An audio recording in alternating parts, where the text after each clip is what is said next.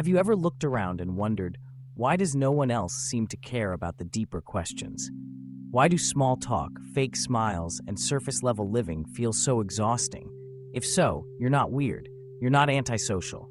You're just awake, in a world that prefers to sleep. Throughout history, the deepest thinkers, from philosophers to scientists, artists to mystics, have shared a common experience: alienation. Not because they were wrong, but because they saw too clearly, too soon. There's an old saying, it's lonely at the top. But for thinkers, it's lonely at the bottom, beneath the surface, where most refuse to go. You see, society isn't designed to reward depth. It's designed to reward stability. And depth is destabilizing. A thinker who sees through propaganda becomes a threat. A student who questions authority is labeled a problem. A worker who challenges outdated systems often replaced. Why? Because truth is disruptive. And comfort, even if built on illusion, is addictive. Psychologically, the brain is wired to seek ease, simple ideas, familiar patterns, predictable outcomes. This is called cognitive ease, the reason memes spread faster than meaning and cliches outlive complexity.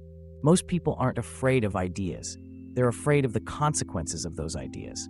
Because to accept a deeper truth often means tearing down an entire identity, one that took years to build. This is why thinkers are often silenced not by debate, but by dismissal. They're not argued with, they're ignored, mocked, or labeled too intense. But here's the paradox. While depth alienates, it also liberates. To think deeply is to step outside the cage, the one society decorates with comfort, conformity, and noise. And once you step out, there's no going back. Yes, the air is colder out here, but it's also clearer. So how do deep thinkers survive in a shallow world?